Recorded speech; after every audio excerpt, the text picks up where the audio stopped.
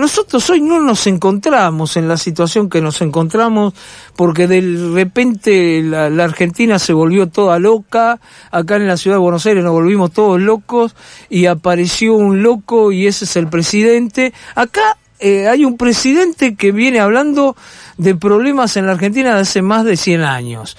Y hay otros que vienen hablando de problemas de más de 80 años. Y hay fuerzas políticas que se manejan de alguna manera como se manejaban hace 70 u 80 años. Entonces, en esto que para nosotros es poner el espejo retrovisor para ver cómo avanzamos, porque si no la historia, si no es para eso, no sirve, si no sirve para avanzar al futuro, pensamos que hoy la teníamos que convocar a Marina Cabat.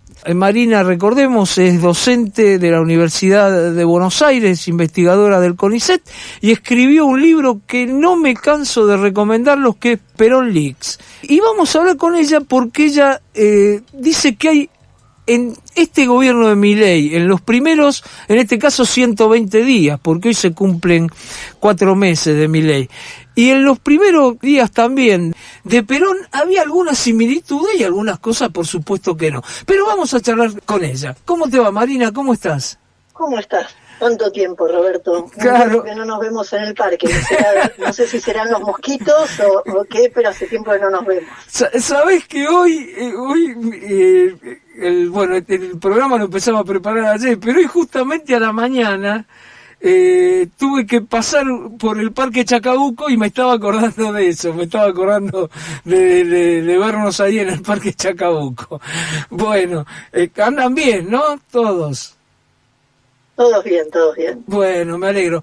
Vos sabés que me sorprendió, porque escuché esto tuyo, aparte yo creo que esa investigación tan seria que vos hiciste sobre Perón, con documentación, no con que lo que me contaba mi papá, mi tío, no, con documentación concreta, desclasificada, y te escuché decir que había algunas similitudes. ¿Por qué no empezamos por ahí? ¿Qué similitudes ves con el gobierno de Milei en estos primeros 4 meses, y que vos decías que con Perón había pasado lo mismo?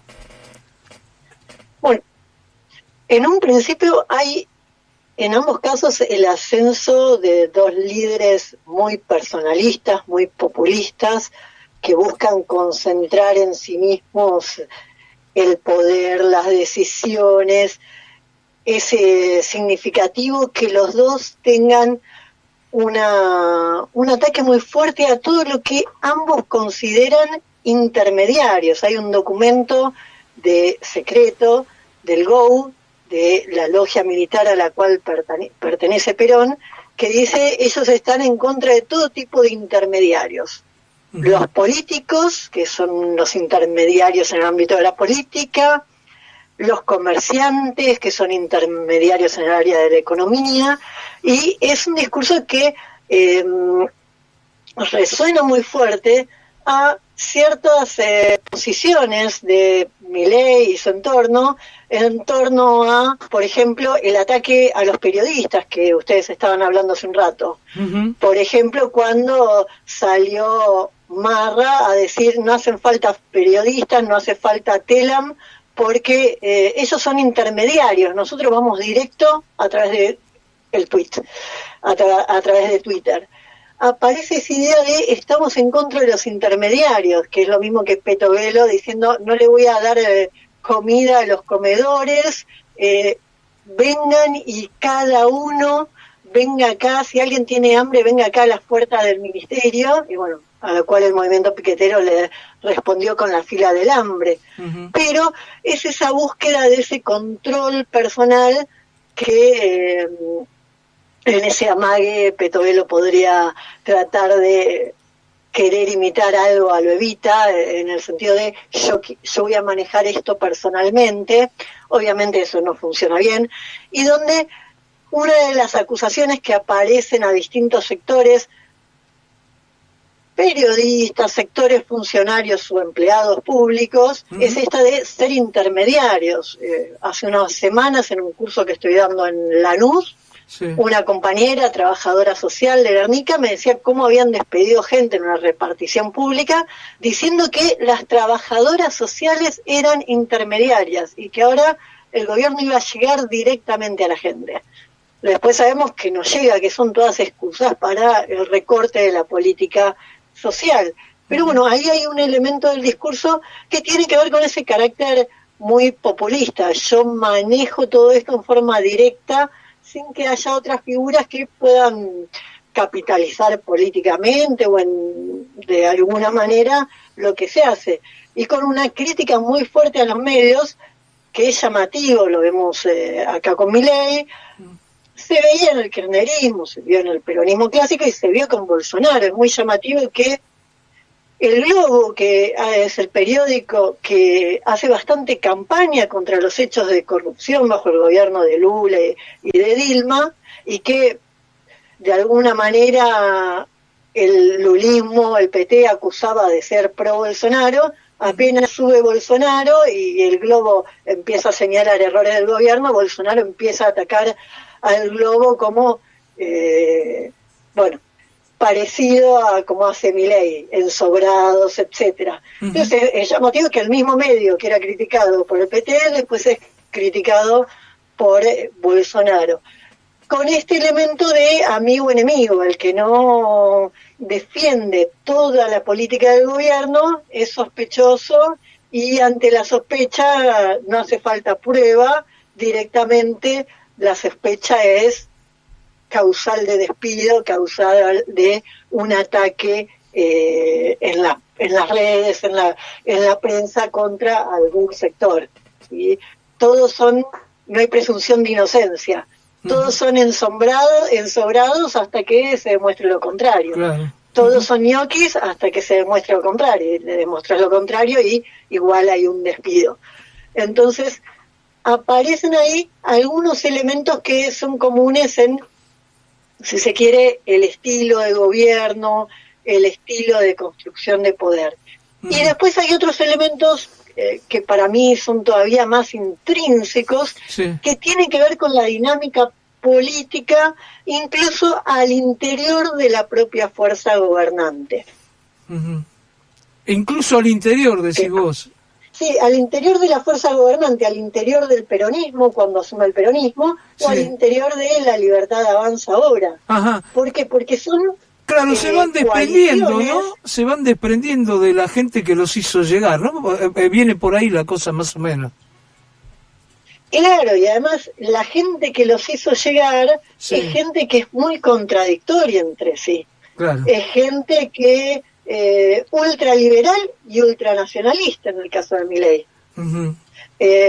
Tenés gente como dirigentes sindicales laboristas, en el caso de Perón, y nazis dentro del gobierno de Perón y dentro de los sectores que impulsan a Perón. Entonces son movimientos que son muy contradictorios en su interior, y que una vez que llegan al poder, esa interna de alguna manera estalla.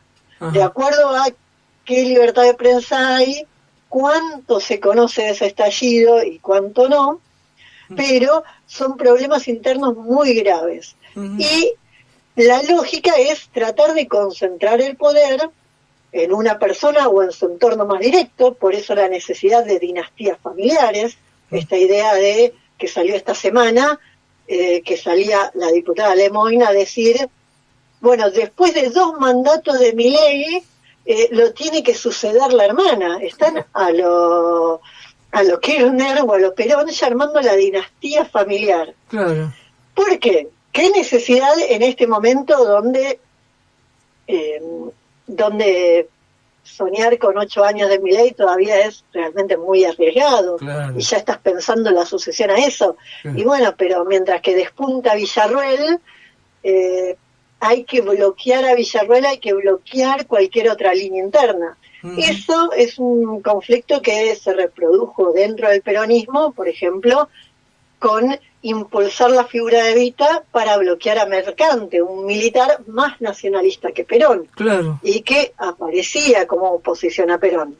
Y del mismo modo hay otros conflictos, obviamente a los primeros que se va a desprender o, si se quiere, expulsar del sector, que se adaptan o se van, son los sectores más de izquierda, más radicalizados, más vinculados genuinamente con el movimiento obrero, como es el laborismo, Claro. al cual al principio del gobierno peronista, Perón los trata de obligar a desarmar su partido, el Partido Laborista, y sumarse al partido único, y ante la negativa de un sector del laborismo hacer eso, cae la represión. Claro. Claro, es detenido, ¿no? El que era el titular del Partido Laborista, ¿no? Cipriano Reyes. Cipriano Reyes va a ser detenido, torturado y va a quedar preso hasta el 55, sin juicio, detenido en las cárceles de Perón. Uh-huh. Incomunicado, también sin otros derechos que incluso otros presos comunes tienen. Uh-huh. Entonces, esa dinámica muestra un conflicto que tiene que ver con estas coaliciones tan amplias. Incluso los primeros 100 días de Perón fueron muy conflictivos. Tenía un conflicto abierto con los laboristas, que habían sido uno de los 3 partidos que habían llamado a votar a Perón. Tenía un conflicto abierto con la Alianza Libertadora Nacionalista, que después van a hacer las paces. Pero en el principio del gobierno de Perón ratifica un acuerdo internacional vinculado a Estados Unidos, etcétera, y en oposición a eso, la Alianza Libertadora Nacionalista en los primeros 100 días de Perón anda poniendo bombas en cines y teatros. Uh-huh. Son muy conflictivos. Y otros sectores que le habían prometido cosas se movilizan para tratar de conseguir aquello que le habían prometido, por ejemplo, uh-huh, el Malón de la Paz. Frente a eso, bueno, Perón empieza a orquestar la represión interna. Uh-huh. Ahora, cuando hablas esto, para traerlo hoy a Milei, porque evidentemente hay cosas muy parecidas, todo lo que vos estás diciendo se puede comprobar, no son hechos, no son opiniones, son hechos concretos, pero no se da en estos momentos con un tono más de comedia, por decirlo de alguna manera, porque ahí nosotros estamos hablando de momentos muy difíciles, ¿no? Momentos donde todo se resolvía eliminando al otro, ¿no? Yo creo que el agravante que tiene la situación actual es la crisis económica abierta. Ajá. Todo esto está pasando en medio de una crisis económica gigantesca que el gobierno no está haciendo otra cosa más que agravar. Uh-huh. Y frente a eso recurre a la represión, como hemos visto hoy, uh-huh, y recurre a los viejos relatos de la burguesía argentina para deslegitimar la protesta. Y acá también tenemos puntos de relación, puntos de vinculación con el peronismo, incluso con Irigoyen. Sí. Hoy estaba viendo las noticias, viendo el Twitter, y por un lado está como hashtag, como tendencia a represión y la denuncia, pero por otro lado hay quienes instalaron como tendencia ley y orden y deportación, con la idea de deportar a un fotógrafo que estaba participando en la protesta. Uh-huh. Y que ahí aunan estas dos cuestiones, el ataque al periodismo con el ataque al extranjero, esta idea que aparece recurrentemente de poner al extranjero como enemigo, esta gente que cobra planes. Uh-huh. ¿Y cómo no va a cobrar planes si es la misma gente que cuando hay trabajo construye las obras del país, trabaja en la construcción, levanta casas, levanta caminos? Uh-huh. Y después, si frenás la obra pública, una asistencia al desempleo le tenés que dar. Pero bueno, aparece de nuevo la idea del mal extranjero y a ese hay que deportarlo. Algo que está muy presente bajo la época de Irigoyen y bajo la época de Perón, que mantuvo la ley de residencia e incluso la hizo figurar como norma constitucional en la Constitución del 49. Uh-huh. Y este elemento de deslegitimar a quienes protestan. Claro. No son verdaderos desocupados, no es la gente que realmente tiene hambre, son extranjeros, cosas que aparecen, por ejemplo, en el Malón de la Paz. Después de reprimir al Malón de la Paz, de golpe se empieza a decir que la gente que había participado no eran indígenas, no eran argentinos, todo ese tipo de maniobras para tratar de deslegitimar a la persona que protesta y que ha sido reprimida por el gobierno. Claro, ahora lo que uno ve por ahí, vos también ahora me podrás decir algunas cosas en donde son totalmente diferentes, pero claro, la situación económica de Perón era mucho mejor. Es decir, él llega con... Primero porque llega, es el heredero de una dictadura del cual él había participado. Entonces tenía todos los resortes como para poder en esos momentos tener la tranquilidad que tenía una continuidad de cómo venía, y que aparte era el momento que la situación era bastante buena en lo que tiene que ver con el empleo. Hoy pasa todo lo contrario, ¿o hay alguna similitud también en este gobierno con el gobierno del Frente de Todos? A ver, si comparamos con el ascenso de Perón al poder, ahí hay algunas diferencias que están dadas por esto. Perón ya estaba gobernando antes de ser presidente. Perón era el hombre fuerte del gobierno militar y, aún más, una vez que ganan las elecciones, ya toma todas las decisiones él y no tiene ningún apuro en jurar, porque jurar implicaba asumir formalmente y que la gente pudiera movilizarse y dirigir directamente las peticiones hacia él. Jurar implicaba que también juraban los diputados, que el Congreso volvía a sesionar. En cambio, mientras que él postergaba eso, él recién asume el 4 de junio del 46, en el aniversario del golpe militar del 43, entonces mientras que él postergaba asumir como presidente, postergaba formalmente la democracia, postergaba que la gente le demandara cosas, por ejemplo el Malón de la Paz que yo mencionaba. Ellos salen de la puna calculando de llegar a Buenos Aires para el momento en que Perón jura. Entonces, de alguna manera, postergar la jura implicó postergar todas estas reclamos sociales, postergar cumplir las promesas de campaña. Pero al mismo tiempo le permitían ir ordenando la economía, cosa que efectivamente va haciendo, en un contexto que en 1946 es muy favorable. Y que hay algunos problemas, como la alta inflación, pero que hay ventajas que tienen que ver con ciertas reservas heredadas y con mucha demanda en el mercado mundial para los productos argentinos. Esto después va a cambiar en los años siguientes, va a cambiar muy rápido. Y parte del mayor error económico de Perón fue no prever los cambios que iban a suscitarse. Perón apostaba a que hubiera una tercera guerra mundial y entonces creía que la economía argentina estaba asegurada porque íbamos a seguir vendiéndole carne y trigo a todo el resto del mundo, cosa que no pasó. Pero en ese momento al menos había un par de problemas que no teníamos, como el desempleo, y en un contexto de pleno empleo todo el mundo estaba tendiendo a blanquear su situación laboral, de la misma manera que el pleno empleo genera un alza salarial. Todo el mundo tiene facilidades para mejorar sus condiciones laborales y esa es la tendencia que hay en ese momento. En cambio, en este momento estamos en medio de una tendencia opuesta que las políticas liberales de Milei están agudizando, esta tendencia al desempleo y al empleo en negro.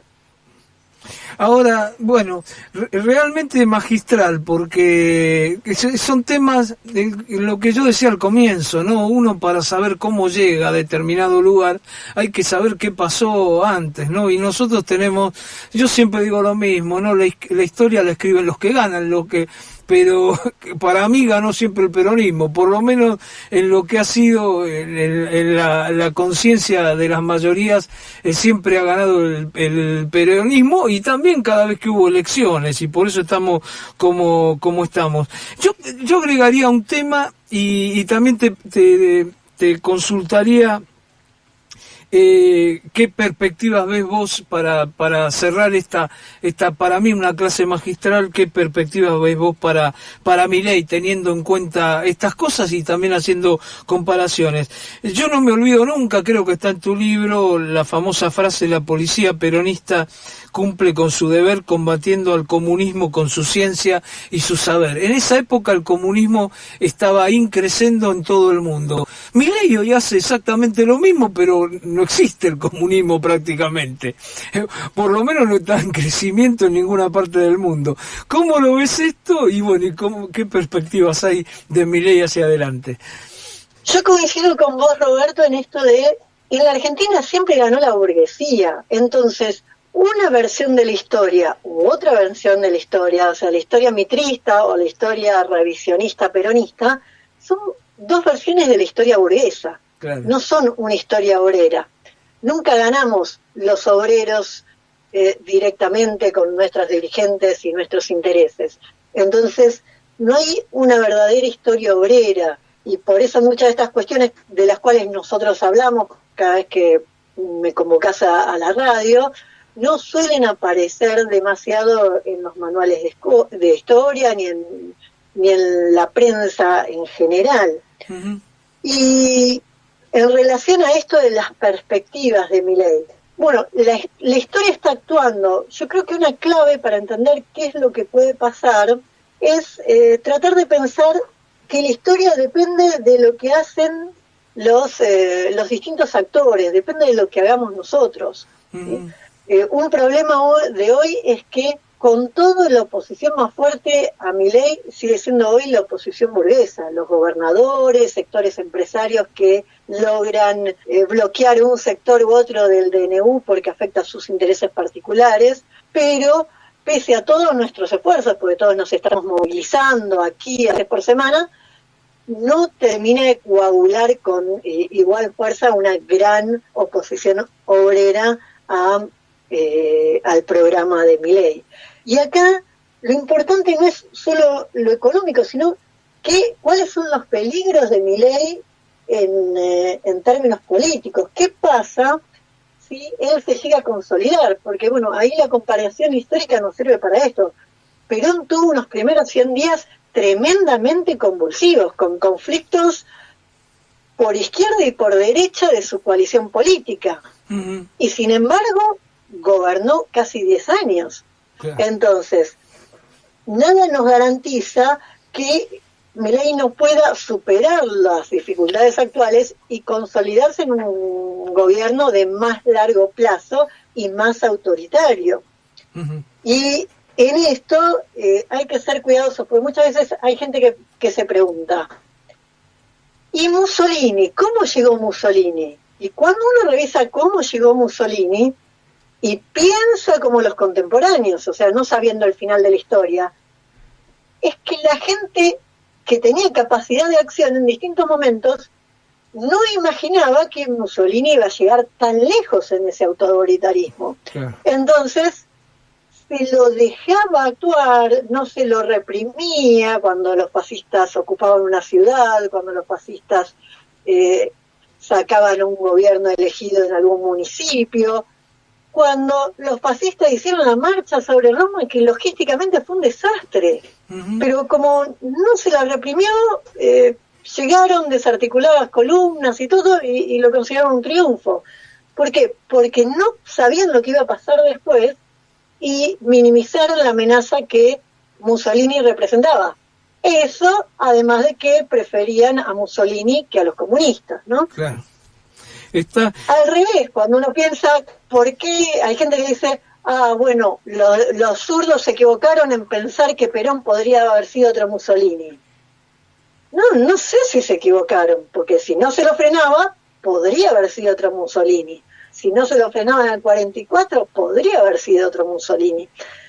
Entonces, la historia no está escrita, va a depender de nuestras acciones que habilitan o bloquean ciertos caminos. En ese punto queda pendiente una reconstrucción de una unidad de la clase obrera que tiene que ir por fuera del kirchnerismo que siempre juega dos caras en todas estas luchas, que siempre va menos, y que tiene que haber un lugar de disputar la dirección política de esto, no solo esta denuncia de la burocracia sindical, sino tratar de aprovechar este momento, este mal momento en otros sentidos, para restablecer una hegemonía sobre la clase obrera, desplazar al kirchnerismo. Es necesario mostrar la responsabilidad del kirchnerismo en la terrible situación en la cual estamos ahora. Está muy claro. Creo que también podríamos decir en esto que, como síntesis, que los populismos, vengan de donde vengan, son todos iguales, ¿no? O más o menos son muy parecidos, ¿no? Sí, los populismos que parecen tienen una dinámica política similar y no es la dinámica que representa intereses orgánicos de la clase obrera ni una forma de gobierno democrática de la clase obrera, donde la clase obrera puede incidir. La dinámica política personal de centralizar el poder en una persona o en un entorno familiar no es la dinámica de poder que permite a la clase obrera construir, no es la dinámica de poder que permite pongamos a este tipo ahí y después luchamos desde adentro, porque es al revés, una vez que ese tipo está ahí, desde adentro y desde arriba caga palos a esos que querían usarlo para una construcción más radical. Está clarísimo. Yo te agradezco muchísimo por esta conversación. Bueno, y te volveremos a convocar, Marina. Muchas gracias, ¿eh? No, gracias a vos, Roberto. Un beso grande. Espero que nos encontremos pronto por el parque una vez que esté fumigado. Un abrazo grande. Exacto. Abrazo.